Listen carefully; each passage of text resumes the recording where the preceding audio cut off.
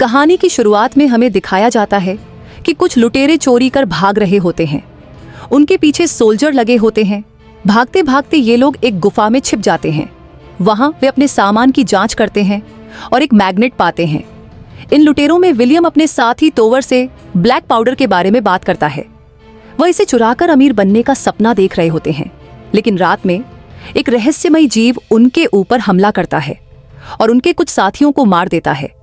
William उस पर पलटवार करता है और उसका एक हाथ काट देता है, जिससे वो जीव खाई में गिर जाता है। विलियम उसके कटे हुए हाथ को अपने साथ ले जाता है ताकि उसे पता चल सके कि वह जीव क्या था।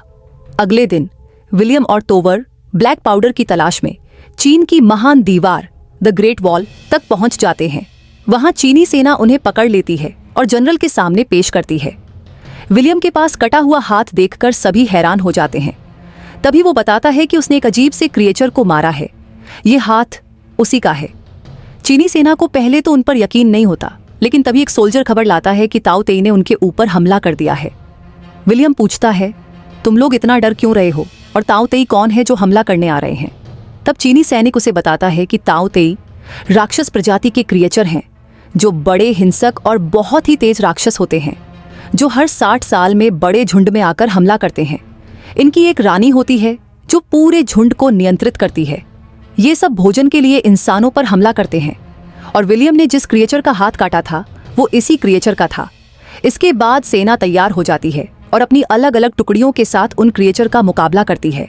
वो क्रिएचर भी सेना पर हमला कर देते हैं। चीनी सेना भी अपनी पूरी ताकत से उनका मुकाबला करती है। उनकी आर्मी अलग अलग रंगों में बंटी होती है। कुछ तीर चलाते हैं, कुछ आग के गोले फेंकते हैं और कुछ क्रिएचर को रोकने की कोशिश करते हैं। दूसरी तरफ इन क्रिएचर्स की रानी अपनी सेना को आगे बढ़ने का आदेश देती है। एक क्रिएचर दीवार पर चढ़ने में कामयाब हो जाता है और सैनिकों पर हमला करने लगता है। इसी बीच विलियम और उसका साथी भी उनकी मदद के लिए एक आदमी से बात करने की कोशिश करते हैं। वो आदमी भी तुरंत उनकी रस्सी खोल देता है। इसके बाद विलियम और तोवर मिलकर उस क्रिएचर को मार देते हैं। इसके बाद उनकी रानी अपनी सेना को वापस बुला लेती है। रात में वही आदमी आता है जिसने इनकी रस्सी खोली थी। वो विलियम और तोवर को बताता है कि वह भी ब्लैक पाउडर चुराने के लिए आया है, इसलिए तोवर उसे अपने साथ इस योजना में शामिल कर लेता है। अगले दिन जनरल विलियम और तोवर को उनकी बहादुरी के लिए सम्मानित करता है। वह विलियम से पूछता है कि वह इतना कुशल योद्धा कैसे है। विलियम उन्हें अपनी निशानेबाजी और युद्ध कौशल दिखाता है, जिससे सभी प्रभावित हो जाते हैं। इस दौरान विलियम की कमांडर लिन से बातचीत होती है, जिसमें लिन कहती है कि वह अपने देश की रक्षा के लिए लड़ने में गर्व महसूस करती है, लेकिन विलियम बताता है कि उसने हमेशा पैसों के लिए लड़ाई की है। इसके बाद सेना का लीडर विलियम से उसकी मैग्नेट के बारे में पूछता है। वो उसे बताता है कि इस मैग्नेट से हम उन क्रिएचर को काबू में कर सकते हैं। तभी रात को 2 क्रिएचर जनरल और लिन के ऊपर हमला कर देते हैं। लिन को बचाने के लिए जनरल अपनी जान दे देता है। मरने से पहले वो लिन को नया जनरल नियुक्त करता है। एक दिन विलियम सुझाव देता है कि क्यों ना एक क्रिएचर को जिंदा पकड़कर उस पर मैग्नेट के द्वारा काबू पाकर देखें, लेकिन उसका दोस्त और वह आदमी जो ब्लैक पाउडर चुराने का प्लान बना रहे थे उसे समझाते हैं कि वह इन चीजों में न पड़े और जल्द से जल्द भाग जाए। हालांकि विलियम वहां से भागने की बजाय इनकी मदद करना चाहता था। फिर सेना क्रिएचर को पकड़ने निकलती है। काफी प्रयासों के बाद विलियम एक क्रिएचर को पकड़ने में कामयाब हो जाता है। एक्सपेरिमेंट के दौरान पता चलता है कि क्रिएचर सच में मैग्नेट के पास जाकर शांत हो जाते हैं। दूसरी तरफ रात में सेना को पता चलता है कि क्रिएचर ने दीवार के नीचे एक सुरंग बना ली है और अब सभी उनके ऊपर हमला करने आ रहे हैं। इसी दौरान विलियम का दोस्त और वह आदमी ब्लैक पाउडर चुराने का प्लान बनाते हैं। विलियम उन्हें रोकने की कोशिश करता है, लेकिन उसका दोस्त ब्लैक पाउडर लेकर भाग जाता है। जब कमांडर लिन को यह पता चलता है तो वह विलियम पर भी शक करती है और उसे कैद कर देती है, लेकिन बाद में उसे एहसास होता है कि विलियम सही था।